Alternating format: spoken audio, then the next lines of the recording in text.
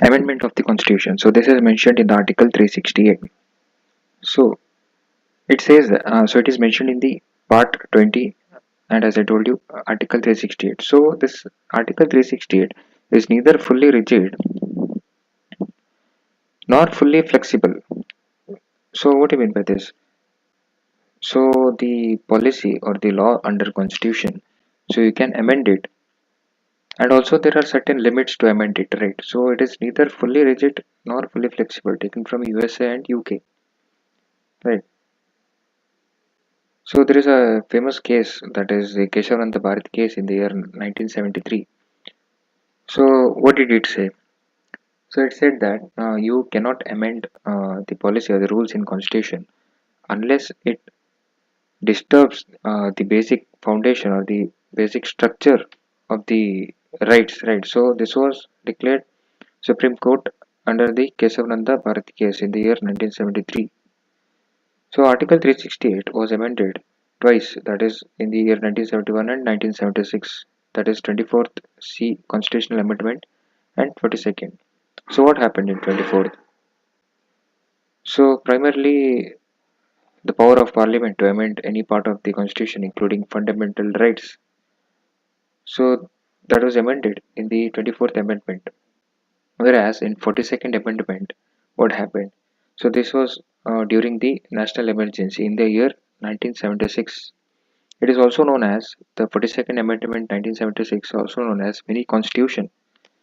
So what changes were made here? And also they introduced here the terms such as the socialist, secular, and integrity.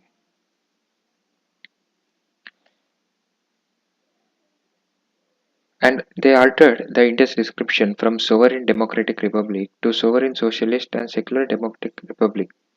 Right. So let us see what is the meaning of this integrity, secular. What are these?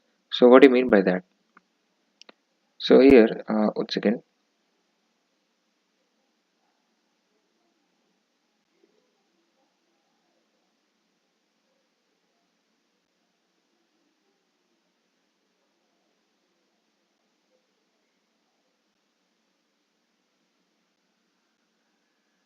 now what is sovereignty?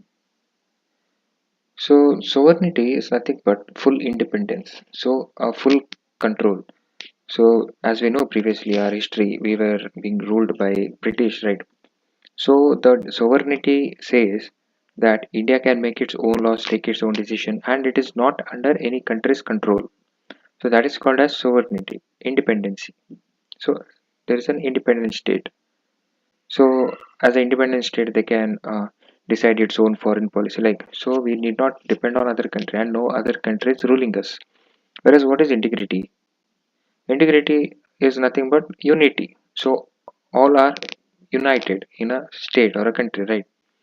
So this is basically to keep India united, not allowing any part of the states, or there shouldn't be any breakage inside the country, right? So to prevent division, integrity was introduced. Like for example, if someone demands that I want to separate Kashmir or Punjab, so this will go against India's integrity, right? Now what is security? Security, as we know, to protect the country. So this will strengthen Indian military and borders so that enemies may not conquer us, as previously what Britishers did to us. So to prevent that, this was introduced, right? Then moving on, we have the procedure. So this amendment, this Article 368, who can introduce? So this can be introduced by any minister or private members in either of the house of a parliament, that is Lok Sabha and Rajya Sabha. So any minister or a parliament or a member of the parliament, so any ministers or private members in both the house of Lok Sabha and Rajya Sabha, so they can introduce. And what is the role of president here? So here it's given prior permission of president is not required to introduce the bill. So if any private member or the minister, if he introduces the Article 368, the prior permission or the permission of president is not required. Whereas after passing that bill, president must give assent. So after passing the bill, the role of president is crucial here. So if president say yes, it will pass, or else no. So before that, while introducing, president's permission is not required, right? So whenever you pass a bill, so there is a certain procedure that will take place in both the house, Rajya Sabha, that is in the upper house and the lower house, Rajya Sabha and the Lok Sabha, right? So there are four types of majority, or so in simple terms we can call it as a voting system. So let us look at that four types of majority. That is the simple majority, absolute majority, effective, and special majority. What do you mean by this? Let us understand one by one through some examples. So if I tell you what is a simple majority, so it is given more than half of the people who are present and voting.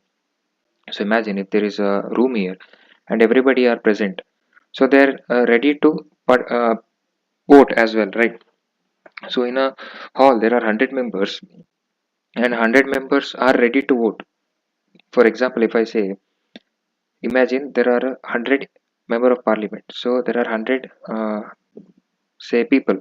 So there are 100 people in a room. So among 100 people, only 80 people will vote. Others are absent or they may not vote. So among 100 people, 80 people will vote and rest of them may be absent nor they won't vote at all. So what happens in order to pass a bill? So there they will consider those people who have voted among 100 people. So the people who are voted is 80, right? So they will consider this 80 people, and among 80 people, more than half of them, half of their vote is needed. So what is a half of 80 here? 41. So here these many votes are required. So what is the conclusion here? In simple majority, even though there are 100 MPs are present in a room, maybe some of them were absent, nor some of them they did not vote itself. So they will consider people who have voted, and among that voted percentage, they will take half of it, right? So only 80 people have voted in 100. So they will take half of the 80 there, not 100. So that is called simple majority. So say if 45 people have voted yes, whereas 35 denied it. So the bill is passed by simple majority because we got more than half here. So when it is used, so this is used while passing normal bills. Say if there is any changes to be made in the policy for the welfare of society, during that time simple majority is used, and also during the no confidence motion and election of speaker. So what is no confidence motion here? So let us see what is the meaning of no confidence motion. Second.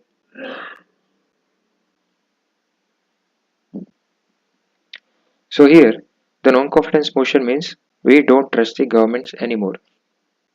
So for example, if there is a voting taking place in Lok Sabha, so this no confidence motion is be declared by the opposition.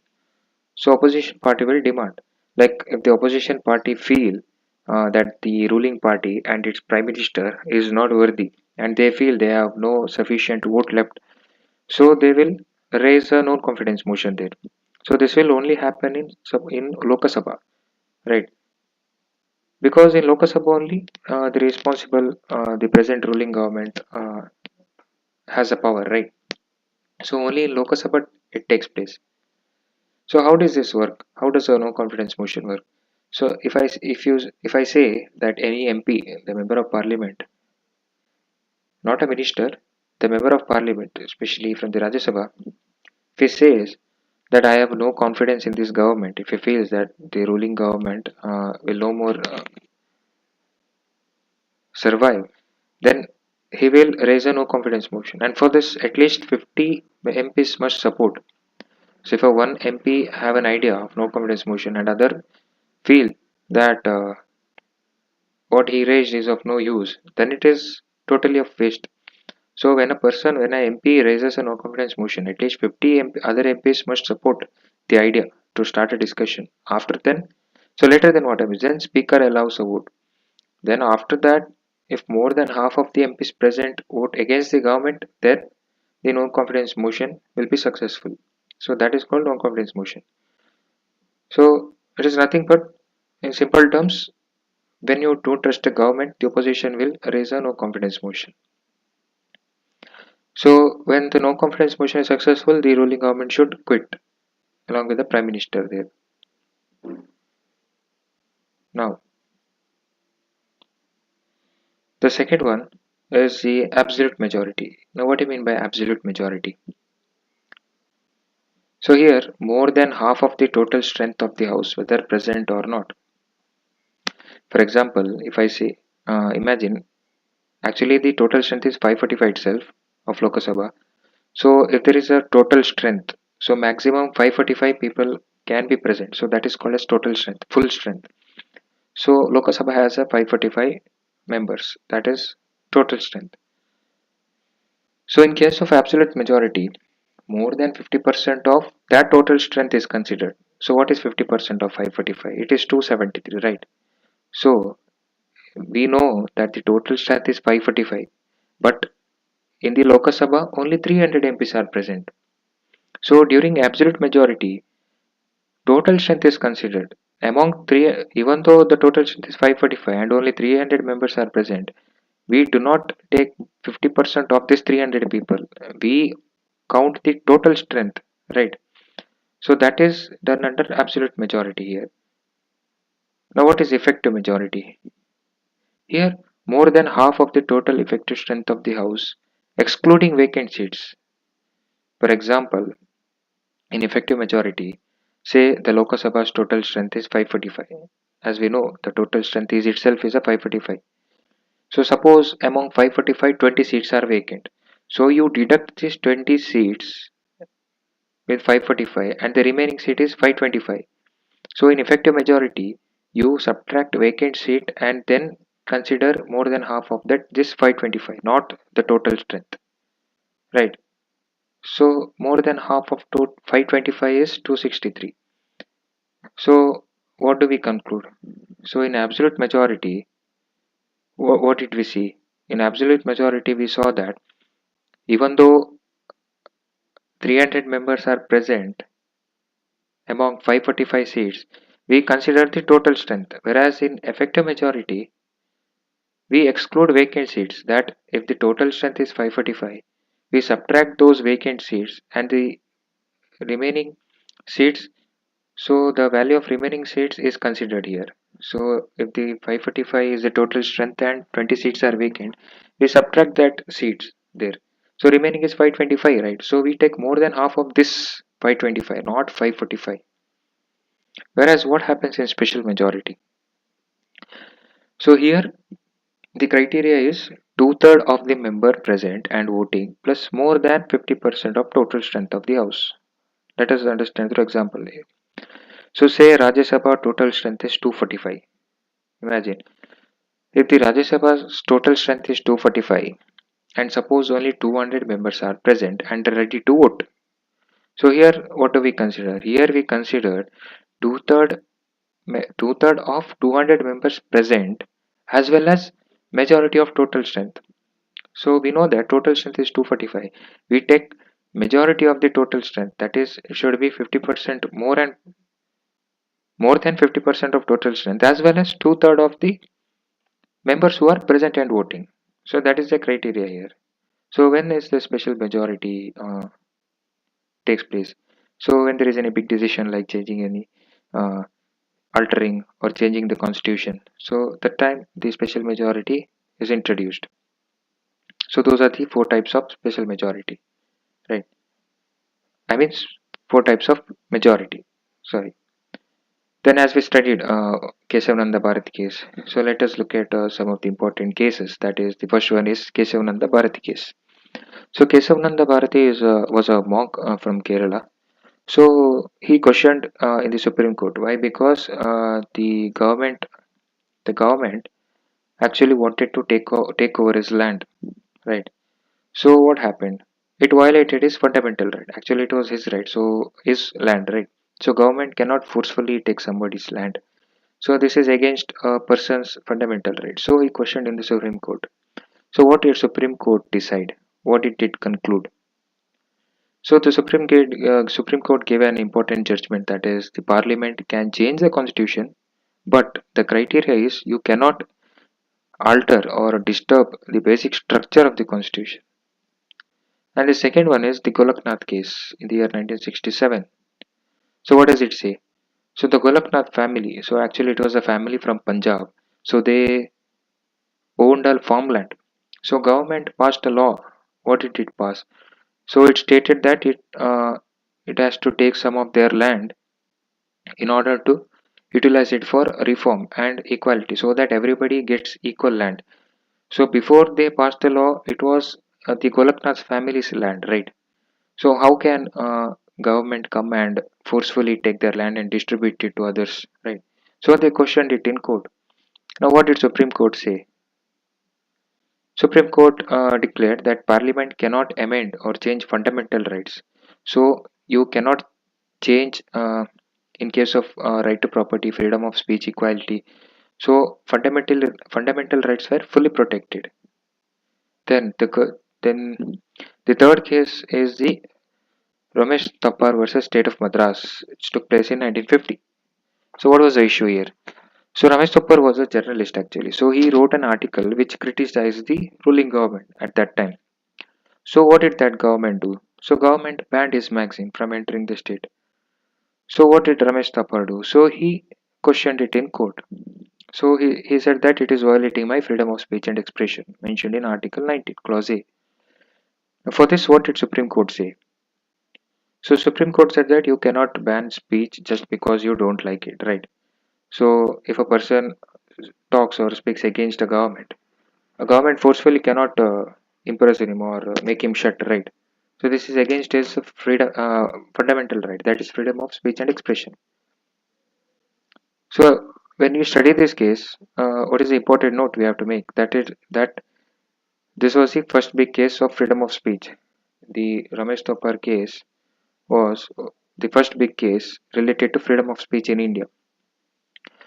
So it made sure that the government cannot silence or criticize a person easily, right? Now moving on, we look through it, right? The types of majority with an example, and also we look through the three important case, that is Keshavananda, Golaknath case, Ramesh Thapar. Then what are the recent amendment made by the government? So let us look through it one by one.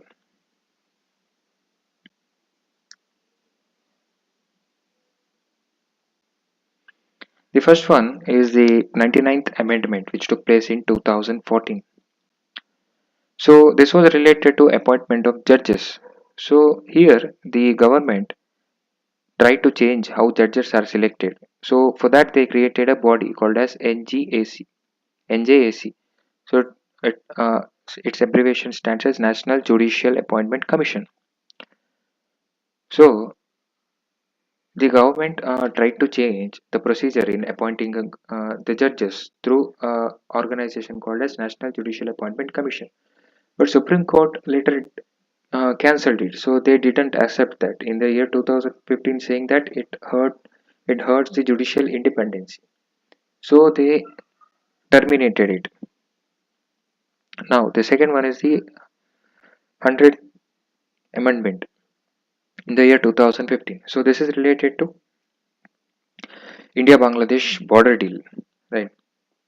So this is nothing but the border dispute where India and Bangladesh had a small land areas. So we had a land of Bangladesh in our side as well as theirs. So some part of the India was in Bangladesh, whereas in India, vice versa. So this amendment exchanged those land peacefully to fix the boundary problem. So they finally drew a boundary line, right? So this 100th amendment was related to India-Bangladesh border deal. So the 101st Amendment 2016 was, as we know, the famous GST law. So this was introduced in the year 2016. So the government introduced good service tax in India. So they removed all other small tax, the divided tax into one, so that there will be a transparency in the taxation. So the theme was one nation, one tax. Now what is 102 Amendment 2018? So this amendment, this one not second amendment was related to backwards class commission. So there is a commission called as National Commission for Backward Classes. So these focus on uh, people of backward classes, right? So this body was given a constitutional status, right? So this body now has a more power to protect backward classes. And the 103 amendment in the year 2019. So this was related to 10% reservation for economically weaker section. So this amendment gave 10% reservation in education, job, right, to those who are economically weaker in society, among especially among general category. So, for example, if a poor person belonging to general category, so he won't get this opportunity to those related to those who, if we compare it to OBC or SC/STs, right? So under 103 amendment, those who belong to general category and are poor will get all the opportunities which are enjoyed by people from SC/ST and OBC as well. So 104th Amendment 2020. So under this amendment, SC/ST and Anglo-Indian, it is related to these SC/ST as well as Anglo-Indian. So as we know that that in Lok Sabha and state assemblies, there is a opportunities for Anglo-Indians as well. So there are seats for Anglo-Indians as well, and it was about to terminate in the year 2026. But under 104th Amendment 2020, they extended it to 2030. Now, moving on, we have, as you know, the Keshav and the Bharati case, as I told you, that you cannot alter the basic structure. So, what does that basic structure include? So, it includes the supremacy of the Constitution, right? So, Constitution is supreme. So, all the rules mentioned in the Constitution should be followed. Then, rule of law, specific rules or set of regulations should be followed by citizen. Then, separation of powers, that is, the state has different power. Then, the central government has different power. The judicial power, all SC, High Court, everything. Then, fundamental rights, federalism. Then, parliamentary system, secularism, free and fair election, unity and integrity of the nation. Now, what is federalism and secularism? So, what do you mean by this term? So, federalism means power is divided between central and state. So, here it is nothing but division of power, also called as decentralization of power. So, in simple terms, India has a central government, say PM Modi, and India also has state government. For each state, there are different leaders. We call it as CM, right? So each has its own power. For center, they can control defense, railways, currencies, whereas in states, they can control police, then issues or any reforms related to agriculture, roads. Whereas education and forest are being handled by both, whereas both center and states. So especially, what I'm trying to say is, see, the federalism is nothing but distribution of power or decentralization of power. Whereas what is secularism? Secularism is nothing but there is no strict religion to be followed by everyone. Everybody can follow their own religion, right? So secularism means government does not favor any religion.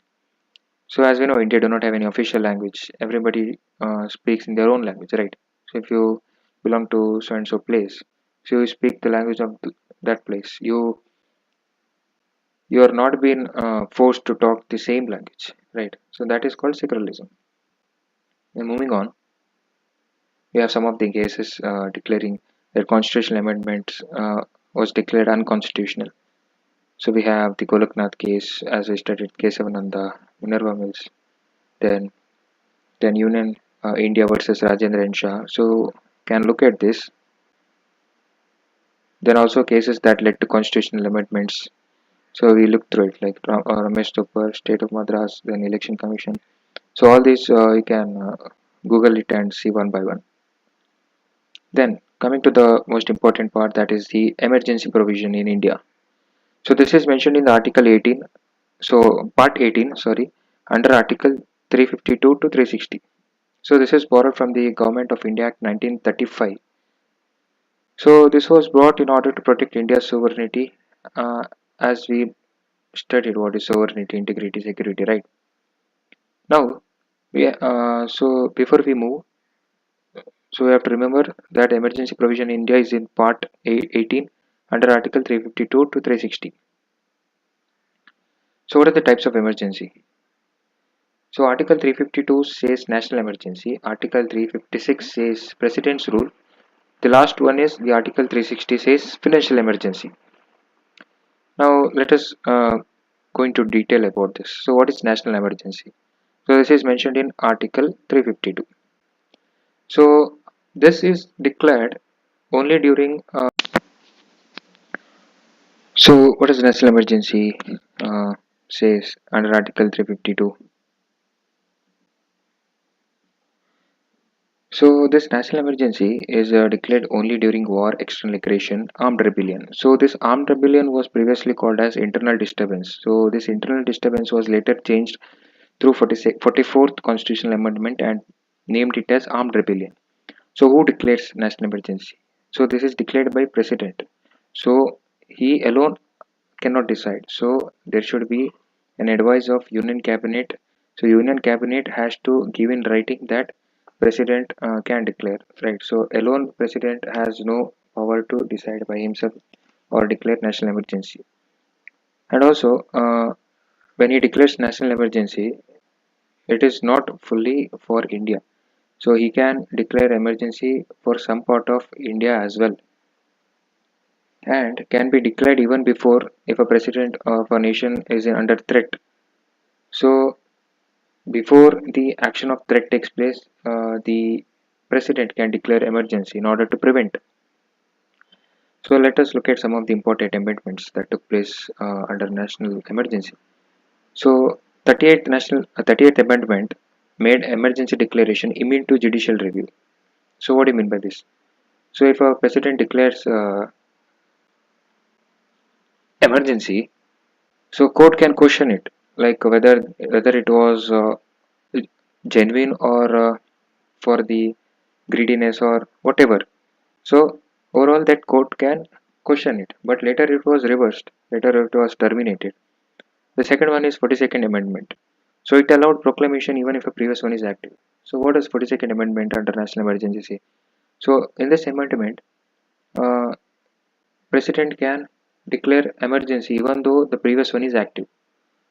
And what did 44th Amendment say? So it said that president alone cannot declare. Cabinet's written advice was made mandatory. Only after that he can declare or he or she can declare emergency. And also introduced judicial review, right? So in the 38th, what did we study? It was immune, right? Later it was reversed in the 44th Amendment, especially under Minerva Mill case. And also it replaced internal disturbance with the armed rebellion, as I told you. Then also shortened approval time for parliament. It was made to 1 month. Then special majority, as we studied, was needed for approval, and simple majority for disapproval. Right. So in order to terminate emergency, it will take place only through simple majority. And revocation must be done if Lok Sabha disapproves it. So if a Lok Sabha does not want that, so revocation is possible. So under 44th Amendment. Now, what are the effects of national emergency? So center-state relation is disturbed there. So if there is a national emergency, state's role is terminated there. So center can direct states on any matter, right? So center has the power there. Also, the parliament can make laws on state list. So overall, the power of state is bit reduced or completely terminated there. And also, fundamental rights will be terminated.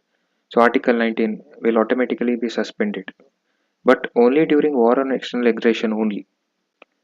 Other rights can be suspended, but except Article 20 and 21. So previous class we have studied what is 20 and 21, Article 20 and 21. And also Parliament's power, the tenure of Lok Sabha can be extended 1 year ahead. But the problem is it can be extended by 1 year at a time, right? So during emergency. The second one is President Rules, Article 356. So this happens when the government cannot function according to the constitution, right? So that time president imposes president rule. So the duration of this is for 6 months, valid for 6 months, and also it can be extended up to 3 years with certain conditions. So for this approval, both the house must be within 2 months. So within 2 months, both the house should approve for a president's rule. Now, what is financial emergency under Article 360? So this is declared when there is a threat to financial stability or credit of India. So during financial emergency, it will affect salaries of government servants, including judges. So all this can be reduced there, and also money bill, president. So also money bill needs president approval. So in further class, we'll study what are money bills. For now, let us understand the term money bill, and also their approval must be approved by Parliament within 2 months. Whereas in president rule, what did you study? Approval of both the house within 2 months. Whereas in national emergency,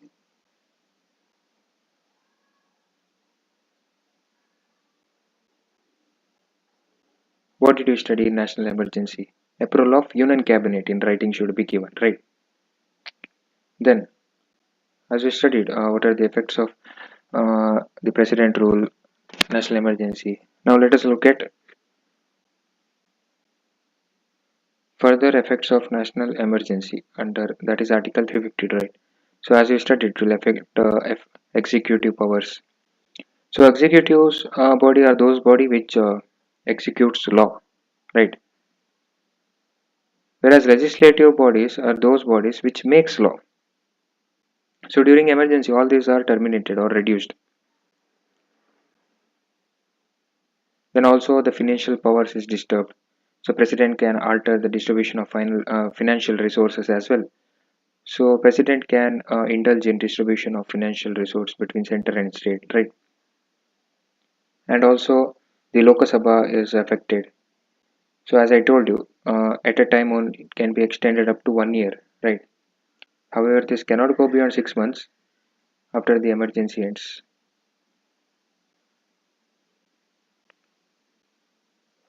And this also applies for state assemblies as well. And also the fundamental rights will be terminated, right? Except Article 20 and 21, all other can be suspended. And Article 19 will automatically get suspended.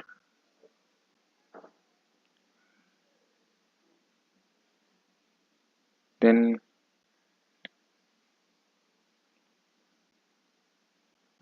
even the Article 358, what does it say? Suspension of Article 19. Right, automatically suspended during emergency, only during the case of war or external aggression. Right. Then Article 359, what does it say? Suspension of court enforcement. So president can suspend the right to approach courts as well. So during emergency, if your fundamental right is violated, you cannot approach or question in court. So that is terminated under Article 359. But except Article 20 and 21, so that cannot be touched during the emergency.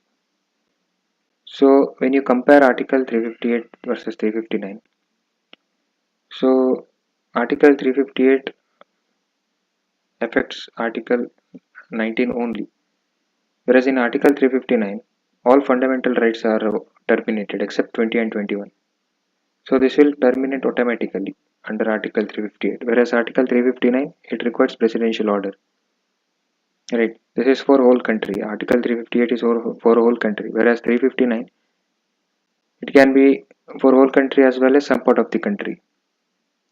So can court access under Article 358?